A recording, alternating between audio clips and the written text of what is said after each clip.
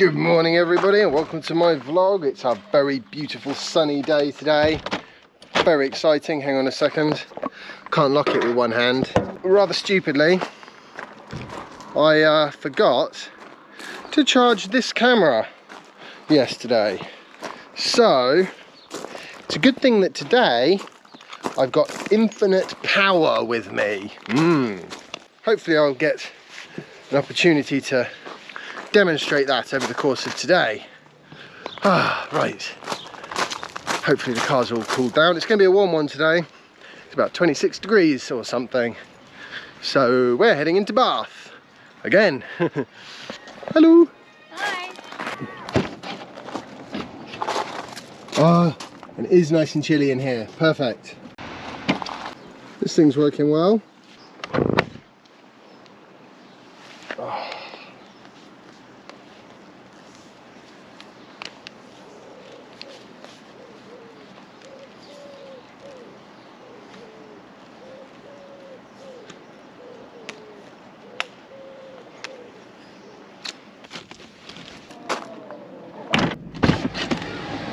Nice hot sunny day.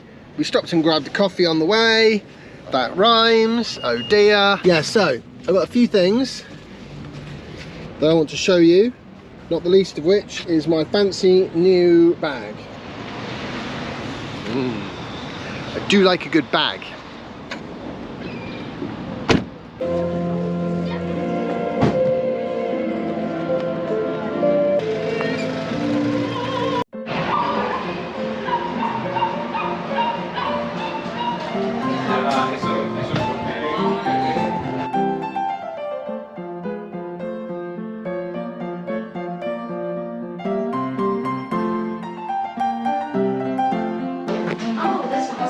It's a big juicy bun.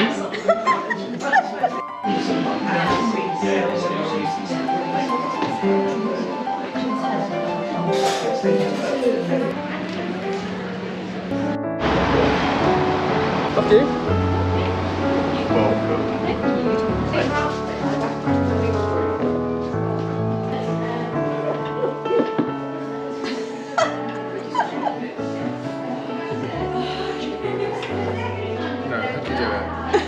You can't do it with these ones. There you go.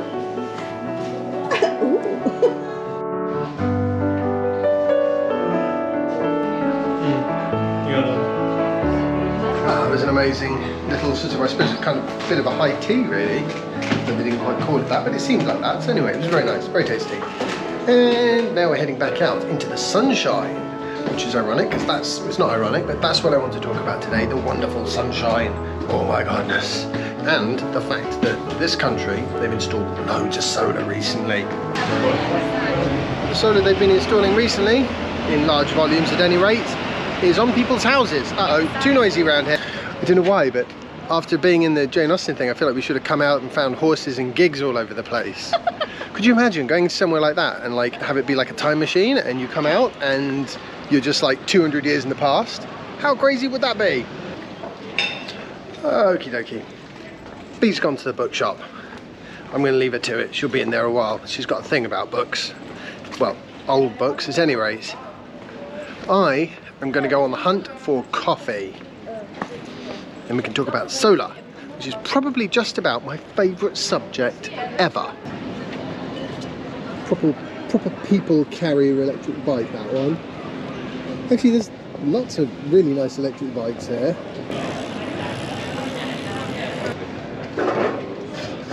Just going to order myself a coffee. Bear with me. It's one of those order by QR code jobs, so... Right. Oh, speaking of which, my phone's running a little low on power. My battery's only on 61%, so that's running down as well. Luckily, I've got a solution for this little running out of power problem. Big folding solar panel. Seriously, this thing is great. That's pretty quick and easy actually. Right, the other thing I wanted to show you is this awesome bag. Really happy with this bag. Actually got it here in Bath a few days ago. And what I really like most about it is I've got my tablet in there. and yet it doesn't actually take up that much room. It's all okay, so the bag is quite heavy, but it's compact, which means it's pretty comfortable to walk around with, which is great because it means I can grab sort of short spaces of time, like right now, to do a little bit of editing or whatever needs to be done in the world. There we go. Let's see how much power I can generate whilst having a coffee. Something tells me it's not going to be £3.32's worth, but oh well. Basically, due to spiralling energy costs, rather unsurprisingly, lots of people have been putting solar on their roofs.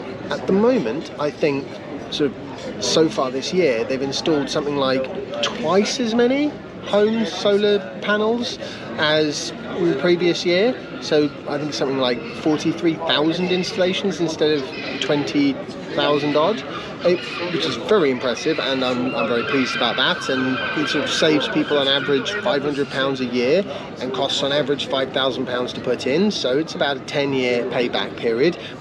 Obviously, you know, there is an assumption baked in there that you put the panels on the roof and then the cost is gone. The truth is, you know, well, the value rather is gone. That's obviously not the truth. You know, once you put the panels on the roof, that house is then slightly more desirable than houses that don't have solar panels on. Slightly easier to sell, because when people are looking at the costs of the bills for their new property, you know, it should be less. That's the idea. And I think one of the key things that you get with solar panels is that disconnect between what's going on in the rest of the world as far as energy is concerned and, you know, your bills. Hopefully prices won't go up much more, but I mean, they're already saying, so I think the average bill went up something like £700 in March, I think it was, and they're saying that in October it's likely to go up another £1,200 on average a year, which is a huge increase. Oh my word. If you have, you know, some generating capacity of your own, then it gives you some insulation, because of course there's nothing to say that it won't go up again the following March or October. I mean, there has to be a point where it stops going up, you'd like to think, but who knows, right? There's moments like this I'm starting to wonder where my coffee is. There is a lot of potential to generate a lot of power from solar installations on the top of buildings. You know, that not taking up any space at all, because in fact, if anything, I'd say it was probably of benefit to the building the solar panels were on from an insulation point of view. You know, it must block out a little bit of the sun, presumably. It would otherwise be totally wasted energy that just, you know, lands on the tiles and that's the end of that. And also there are plenty of other places you can put solar panels as well. Industrial buildings, you know, they often have large flat roofs. Put solar panels on them. Oh my God. Yeah, and I've said it before, I'll say it again, I absolutely think that government has got a part to play in regulating that sort of thing, because quite often people won't do it themselves, or they don't do it themselves to the, you know, to the level that they should. Coffee's here. It's not as big as I was hoping though. I didn't see an option for a large coffee. It does seem to have come with some free pasta crisps.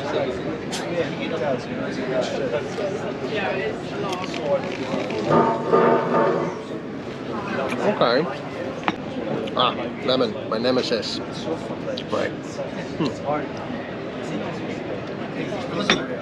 Well, I'm going to get on with some work in a minute. To be honest, there's not actually that much direct sunlight out anymore, so I might struggle to generate a huge amount with that panel. In fact, I'm just going to quickly work out how long it would take me. This is a 30-watt panel. Let's assume that it worked at 20 watts average, and I had it outside for 1 hour a day. How long do you think it would take me to pay back the cost of that solar panel? It was 70 quid from Amazon. I reckon it's going to be a fair few centuries, but we'll see. It'll take 50 days to generate 1 unit of electricity. So 365 divided by 50 equals 7.3. So I get 7.3 units in a year if I put it out there for an hour a day. And it generates 20 watts for that hour a day. 7.3 units times a very generous 30p, so I would be making £2.19 per year. If I take my £70 and divide it by 2.19, it tells me it's going to take, oh, it's not that bad. It's not that bad. 32 years. I'm not sure the solar panel would still be good after that though. It probably would generate something, to be honest, though. But it certainly wouldn't have the capacity it had to begin with. So there you go. Those solar panels, 32-year payback period. Of course, I could put them out for longer, more of the time. Is that yours, sir? Yeah. That's amazing. Because I've been thinking about getting one of these. Are they really worth it? That one's pretty good. It's 30 watts. I've got a little battery back there that it's plugged into. Yeah, just thinking about buying one, you see, with so much of the high energy stuff. yeah. I just I've got a little vlog. I just worked out how long it would take to pay that back if I put it out for an hour a day. I reckon it'd be about 32 years. So it's more the convenience of never running out of power with something like that. The bigger panels, you know, they're obviously worth it. Funny. Righty. Okay, well, this has been entertaining. No, seriously though, that panel's awesome. What I like about it is it fits in my bag so well, along with the tablet, you know, and some camera-y stuff. It basically means that it's that sort of transported to a desert island, can I carry on vlogging? The answer is obviously yes, although there may not be internet on the desert island, so there's that. I'm going to finish this up, do a little bit of editing-y type stuff, and then go find V, and I think that'll probably be it for the day. Loving Bath though, it's a fantastic city. You know, the architecture around here is just stunning as well, and the hills in the distance. Oh, wow, great place to come for a little getaway. So tomorrow we're going back up the motorways, back to good old Midlands. You know, the Midlands is fine, but I like it when the land goes up and down, and we don't have a lot of that around where I live, unfortunately. Kind of boring. I definitely couldn't live in Norfolk. No offence to the people that do, but it's not for me. Definitely not for me.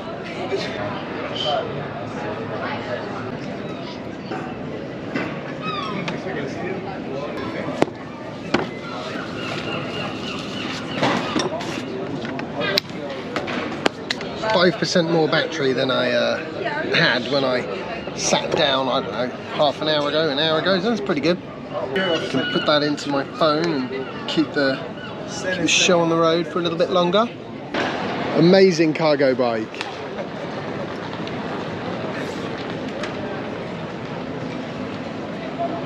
See, how cool is that?